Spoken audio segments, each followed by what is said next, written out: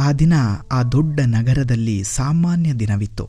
ನಗರದ ಹೃದಯ ಭಾಗದಲ್ಲಿ ವಾಹನಗಳ ಗರ್ಜನೆ, ಜನರ ಅಬ್ಬರದ ಮಾತುಕತೆ, ಬದುಕು ಉಸಿರುಗಟ್ಟುವಷ್ಟು ವೇಗವಾಗಿ ಓಡ್ತಿತ್ತು. ಎಲ್ಲರೂ ತಮ್ಮ ಮೊಬೈಲ್, ತಮ್ಮ ಆಫೀಸ್, ತಮ್ಮ ಗುರಿ ಇದರಲ್ಲೇ ತಲೆಕೆಡಿಸಿಕೊಂಡಿದ್ರು. ತಮ್ಮದೇ ಲೋಕದಲ್ಲಿ ತೇಲುತ್ತಿದ್ರು.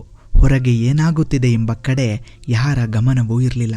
ಅದೇ ರಸ್ತೆಯ ಮೂಲೆಯಲ್ಲಿ ಸಣ್ಣ ನೆರಳಿನ ಆಸರೆಯಲ್ಲಿ ಒಬ್ಬ ಮನುಷ್ಯ ಕುಳಿತಿದ್ದ. ಆತ ಮನುಷ್ಯನ ರೂಪದಲ್ಲಿದ್ದ ಒಂದು ಕಣ್ಮರೆಯಾದ ನೆರಳು ಎಂದರೆ ತಪ್ಪಾಗಲಾರದು. ಜೀರ್ಣವಾದ ಬಟ್ಟೆ, ಕೆಸರು ಮೆತ್ತಿದ ಪಾದಗಳು ಮತ್ತು ತಲೆಯನ್ನು ಕೆಳಗೆ ಹಾಕಿ ಆಕಾಶವನ್ನು ನೋಡದ ಆ ವೃದ್ಧನ ಕಣ್ಣುಗಳಲ್ಲಿ ದಣಿದ ಲೋಕವೇ ಅಡಗಿತ್ತು. ಆತ ಜೋರಾಗಿ ಕೂಗಲಿಲ್ಲ, ಕೈ ಚಾಚಿ ಯಾರನ್ನೂ ಕೂಡ ಅಡ್ಡಗಟ್ಟಲಿಲ್ಲ. ಬದಲಿಗೆ ಒಣಗಿದ ತುಟಿಗಳಿಂದ ತೀರ ನಿಧಾನವಾಗಿ ಅರೆ ಉಸಿರಿನಲ್ಲಿ ಒಂದೇ ಮಾತು ಹೇಳ್ತಿದ್ದ, ಅಮ್ಮ, ಸ್ವಲ್ಪ ನೀರು ಕುಡಿಯೋಕೆ ಕೊಡ್ತೀರಾ? ಅದು ಭಿಕ್ಷೆಯ ಬೇಡಿಕೆಯಾಗಿರಲಿಲ್ಲ. ಅದು ಒಂದು ಬದುಕಿರುವ ಆತ್ಮದ ಕೊನೆಯ ಅರ್ಥನಾದದಂತೆ ಕೇಳಿಸ್ತಿತ್ತು. ಜನರು ಬರ್ತಿದ್ರು, ಕಾರ್ ನಿಲ್ಲಿಸಿ ಹೋಗ್ತಿದ್ರು, ಆ ಬಸ್ ಹತ್ತಿ ಇಳಿತಿದ್ರು. ಅವನ ಬಳಿ ಒಬ್ಬ ಯುವಕ ಬಂದ. ಉದ್ವೇಗದಿಂದ ಎದ್ದೇಳೋ ಇಲ್ಲಿಂದ, ದಿನ ಇಲ್ಲಿ ಕೂತು ದಾರಿ ತಡಿತೀಯ, ನಾಟಕ ಸಾಕು ಎಂದ. ಮತ್ತೊಬ್ಬ ವ್ಯಾಪಾರಿ, ನಿಮಗೆ ಈ ಕೆಲಸ ಮಾಡೋಕೆ ನಾಚಿಕೆ ಆಗಲ್ವಾ? ಹೀಗೆ ಬಿಟ್ಟಿ ಭಿಕ್ಷೆ ಕೇಳ್ತಿರಲ್ಲ ಎಂದು ಕಟುವಾಗಿ ನುಡಿದು ಮುಂದೆ ಸಾಗಿದ. ಆ ವೃದ್ಧ ಭಿಕ್ಷುಕ ತಲೆಯನ್ನೇ ಮೇಲಕ್ಕೆ ಎತ್ತಲಿಲ್ಲ. ಕಣ್ಣುಗಳಲ್ಲಿ ನೀರು ತುಂಬಿತ್ತೋ ಇಲ್ಲವೋ ಗೊತ್ತಿಲ್ಲ, ಆದರೆ ಆತನ ಮೌನ 100 ಮಾತುಗಳಿಂದ ಘೋರವಾಗಿತ್ತು. ಅವನು ಹೇಳಿದ್ದು ಇಷ್ಟೇ, ನನಗೆ ನಿಮ್ಮ ದುಡ್ಡು ಬೇಡ, ಕೇವಲ ಒಂದೇ ಒಂದು ನೀರಿನ ಹನಿ ಕೊಡಿ ಸಾಕು. ಅವನಿಂದ ಆ ನೋವನ್ನು ತಡೆಯಲು ಆಗಲಿಲ್ಲ. ನಿಧಾನವಾಗಿ ಎದ್ದು ನಿಂತ. 1 ಹೆಜ್ಜೆ, 2 ಹೆಜ್ಜೆ. ಅವನ ಹಳೆಯ ದೇಹ ಭಾರಕ್ಕೆ ತಡೆದುಕೊಳ್ಳಲಾಗದೆ ನಡುಗಿತ್ತು. ಬಡಿಸಿದ ಆಟದ ಕಾಗದದ ಮನೆಯಂತೆ ಒಮ್ಮೆಲೆ ಕುಸಿದು ನೆಲಕ್ಕೆ ಬಿದ್ದ. ದಾರಿ ಹೋಗರೋ ನಿಂತರೋ, ಹಿಂತಿರುಗಿ ನೋಡಿದ್ರು. ಆ ಭಿಕ್ಷುಕ ಛಲರಹಿತನಾಗಿದ್ದ. ಸುಳ್ಳು ಕೇವಲ ಜನರ ಅನುಕಂಪ ಗಿಟ್ಟಿಸಿಕೊಳ್ಳಲು ಮಾಡುವ ನಾಟಕ ಇರಬೇಕು ಎಂದು ಕಿರಿಚಾಡಿದ್ರು. ಮನುಷ್ಯತ್ವದ ಆ ಕೊನೆಯ ಕರೆಗೂ ಯಾರೂ ಸ್ಪಂದಿಸಲಿಲ್ಲ. ಅವರ ಪಾಲಿಗೆ ಆತ ಕಸದ ರಾಶಿಯಲ್ಲಿ ಬಿದ್ದ ಕಾಗದದ ತುಂಡು ಅಷ್ಟೆ. ಕೆಲ ನಿಮಿಷಗಳ ನಂತರ ಒಂದು ಅಂಬಾಸಿಡರ್ ಆಟೋ ಓಡಿಸ್ತಿದ್ದ ಒಬ್ಬ ಚಾಲಕನ ಕಣ್ಣಿಗೆ ಆ ದೃಶ್ಯ ಬಿತ್ತು. ಅವನಿಗೆ ಏನು ಸಂಶಯ ಬಂತು. ಆತ ತನ್ನ ಆಟೋ ನಿಲ್ಲಿಸಿ ಧೈರ್ಯ ಮಾಡಿ ಹತ್ತಿರ ಹೋದ. ಕೈ ಇಟ್ಟು ನೋಡಿದ. ಆ ದೇಹ ತಣ್ಣಗಾಗಿತ್ತು.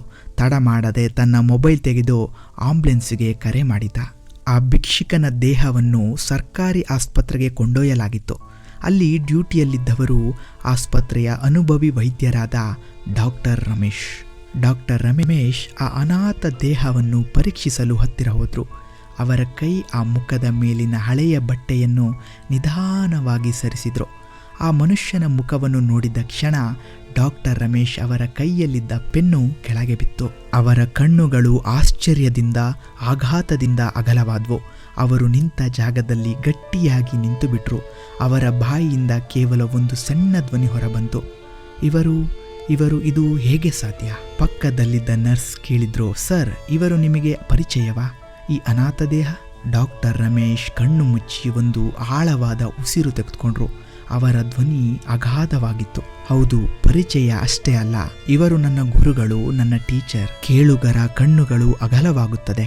ಇದೇನು ವಿಪರ್ಯಾಸ? ಡಾಕ್ಟರ್ ರಮೇಶ್ ಮುಂದುವರಿಸಿದ್ರು, ನಾನು ಬಡತನದಲ್ಲಿ ಓದಿ ಈ ವೈದ್ಯಕೀಯ ಜಗತ್ತಿಗೆ ಕಾಲಿಟ್ನಲ್ಲ.